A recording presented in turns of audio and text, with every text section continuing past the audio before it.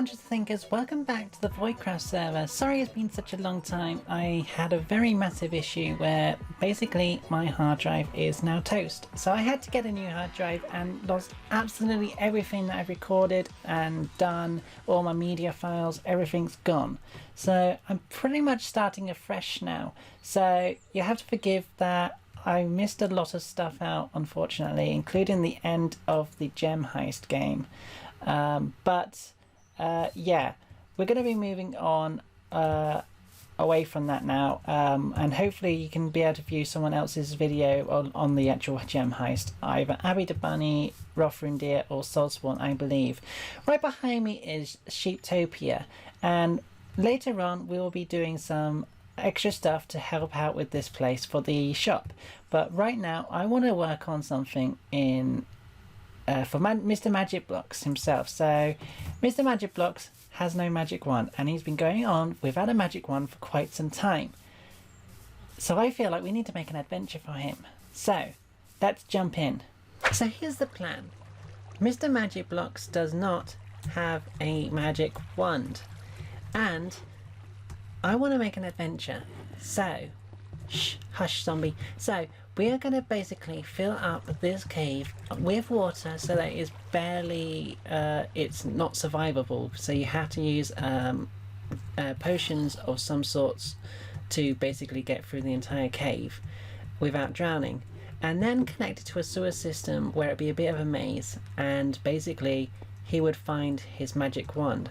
So I'm just going to basically start filling up some areas here and there just to kind of make sure that it's twisty and twiny and hard to navigate, and just a bit of a like, ooh, where is this going kind of vibe, you know?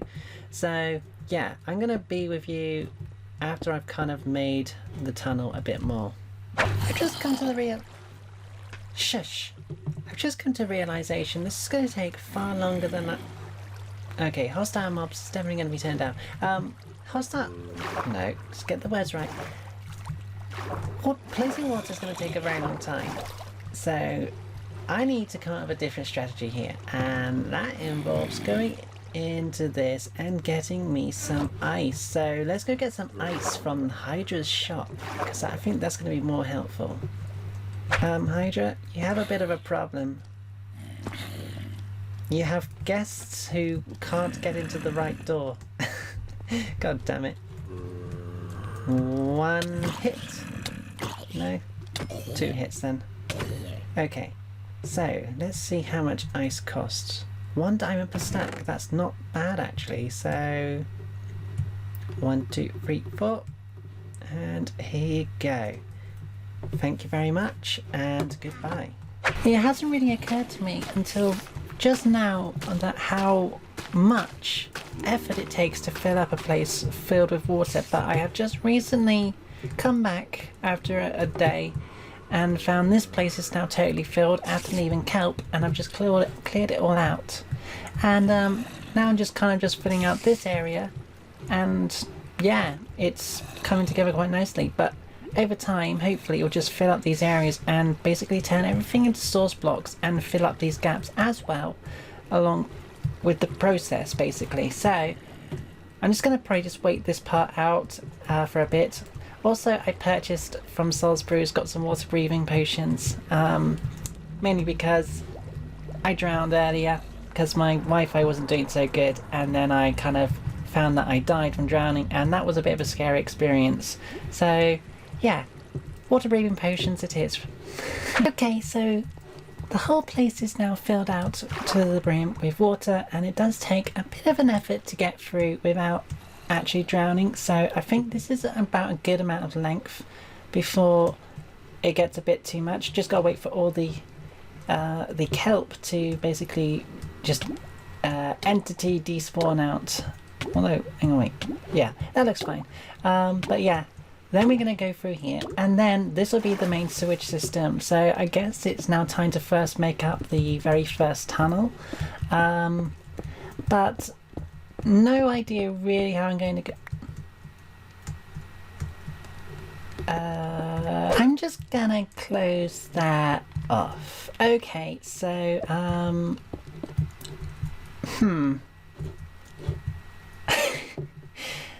I guess we're gonna have to block that one off for a bit and work around that. So we're gonna probably do something like, where are you? Blip blip. Blip blip blip blip blip blip blip blip. Okay, so other side it is then. So here's the general theme that I'm going with so far, is this kind of like, it almost feels like abandoned, but it's the sewage system that runs underneath the city. And sort of like get away from this area over here, because that seems to be someone else's build, and just sort of like run our way along here and then start working on maybe some sort of like maze ideas or puzzling sort of things. Maybe check some redstone ideas in, maybe. But I think once we get it all done, it'd be a great little small adventure that lurks beneath the actual city. It's just going to take a bit of time, but I'm hoping that it'll be done very soon, because I need to get an episode out as fast as possible. What do you think so far? Ignore the vines though, because that's not part of it. I'm just growing more vines because I'm going to need them soon. But I think it's starting to come together quite well. I'm just going to put more like bits and bobs here and stuff. I'm also thinking about putting pufferfish in the water so that it puts a bit more risk of like falling in, and just that kind of like crossing over from one side to the other. But yeah, I think the fence gates really kind of pull it together as well, just that little bit extra, although that's wrong. That needs to go up here, like this, yeah, and then bring that down, and beautiful. That's exactly kind of the thing I want. And yeah, as long as you can't go through under there or anything like that. And yeah, pufferfish can then kind of like maybe wander through and kind of make the water a bit more risky. Although I have no real reason to put pufferfish in if I wanted to. Like, why would they be in the sewers? Maybe they can be like a new version of pufferfish or something, like mutant versions. I don't know. It's just something I was just thinking about, just to make this a little bit more interesting.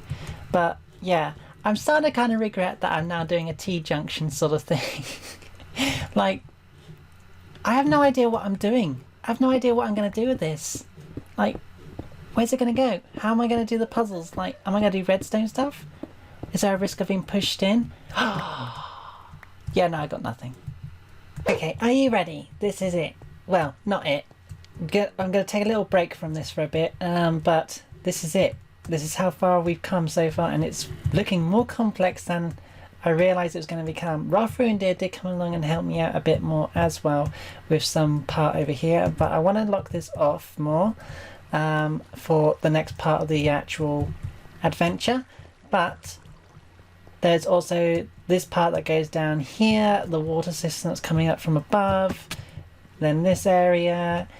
It's getting more complex and labyrinth-like sort of style now, which is exactly how I want this to feel. Like, really just explorative and just something to really get around and have a look around. It's just that some people will just not know that this is here, and that is what I wanted to go. Now, I think it's time that we go and see Otsum Brengai, because we got some of the wool to basically shear from Sheeptopia, so we should go there and do that now. So, this is the one and only, the true Sheeptopia. Yeah, it is. It's beautiful. Yeah, it's not finished yet. And you give them plenty of space. Yeah. And you look after your sheep with nice decorations. Yeah. I mean, it's beautiful. Yeah. I think the sheep are happy. They're always eating. They're like always. Yeah. Yeah. So nice and healthy. I think we should start cracking on with some more shearing and start filling up the shop. Oh, totally. But yeah, it's looking great. Yeah. What colour have I got? Okay, right. Let's get to it. Let's see if we can get us at least like 1 or 2 stacks of each colour, or a good. Yeah. We'll fill up the shulker box at least. Okay, that sounds like a plan. I have more shulkers if we need it.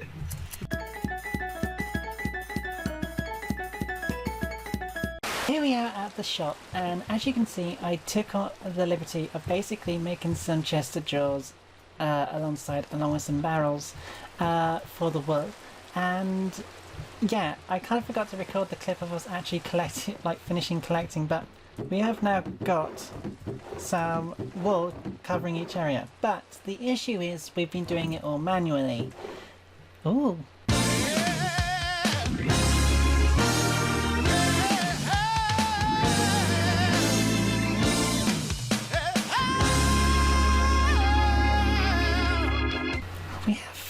We have a buyer already, get on! Oh, awesome brain guy would be really happy with that. Anyway, the issue is it's all manual, so we're going to have to also try and make it automatic so that we don't have to worry about it as much. But, yeah, I think we're going to have to go underground and sort of like get an automatic sheep shearing farm going just to kind of make it easier for us, because a little birdie told me that somebody is also doing an automatic sheep farm. Someone's making a lot of farms. A lot of farms. I can only guess it's Abby. This is the fun part about making dispensers. Making them so slow. So slow.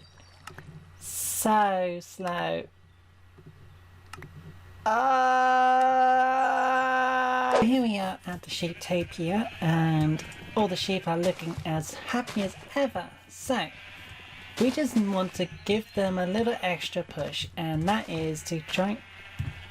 We missed some wool. Oh, the shame. But yeah, so we will be basically trying to make this automatic, as I said before. And I'm thinking about basically putting like something underneath each one just to kind of make it slightly more automatic, and you just AFK nearby, and then all the wool will just collect up and round up into a system somewhere wherever Awesome Brain Guy does want it to end up. So I'm going to basically get started, and once I've done the first one, I'll showcase that, and then do the same for all 16 of the other 15.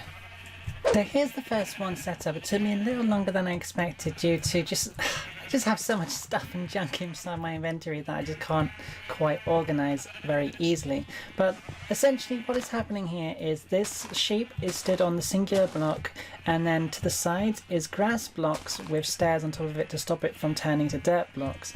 The light levels are heightened just so that the grass can grow, and this observer block is observing this grass to make sure to see if it turns to grass and whether it's been eaten. If it's been eaten, then the sheep will grow its wool back, and hey presto, start the redstone, and then just shear away and sort out the sheep, which will then be collected by this minecart hopper, and then just go into this hopper, and then you can just dispense it into whatever system you need to do. So if you wanted to dispense into some water streams, then so be it, and then yeah, it's ready to go. But yeah, so we already have, no, wrong one, 7 wool, so it's already started up, so that's all good. So at least it's like doing something automatic, which is what we wanted. It's just not the super fastest, and you heard it then, so the grass is growing back, so the sheep will now eat. You're choosing a very bad time not to eat. Oh, there we go. Sheared and then collected, and in it goes. So there you go, automatic sheep shearing farm. Finally got every single one done, so every single sheep now has its own colour automatic shearer, and it's already doing quite well considering how slow it is. I suppose the only thing is that it's only one colour at a time, so there will be a limit on how fast it goes. Wait, oh yeah. Just clear that one. Okay, but this is the first one I did, so we're almost at 3 stacks after a few hours. But if we decided to get one colour, we could always just re-dye every sheep to whatever colour we wanted to make it so many times faster. So if we wanted all of green, then we can make it 16 times faster and get 16 times the speed of green wool or whatever. So it's adjustable if we need to do that. But now I think I'm just going to kind of get a water system to send it straight to the middle, and then I think I'm going to just leave it there for the time being, because this has taken a very good amount of time to get done, but I'm glad it's almost done. There is something oddly satisfying about watching this. And here it is, finally complete. Everything up, there goes one already. It's really actually quite amusing just to watch the different colours of wool just pop in and just appear, because you never know what's going to come next. Oh, there goes another. I'm going to call Magenta's next. Magenta for the next one. It could take some time, but it was light grey. Never mind. But yes, it's actually fairly quick actually from what I have actually witnessed so far. Like, it just keeps coming. So it's actually pretty enjoyable actually to watch. Oh, that's purple. Damn, Magenta's not next at all. But yeah, so the odds, not the odds, the rate is not too bad. It's still slow, but it's faster than I expected, and you could just AFK overnight and you probably end up with probably about 3 or 4 stacks probably. But yeah, it's definitely come on and I'm definitely happy with it. Oh, I didn't mean to pick that up. Sorry, you can have it back. But yes. Anyway, I think I'm going to end this episode off here. It's been long awaited to get out after so much situation with the loss of all my media files and hard drive. That really, of all the really. Anyway, thank you very much for watching, and I hope to see you in the next episode. If you did enjoy this episode, do leave it a like, and if you do want to still like stick around and watch me, then don't forget to subscribe.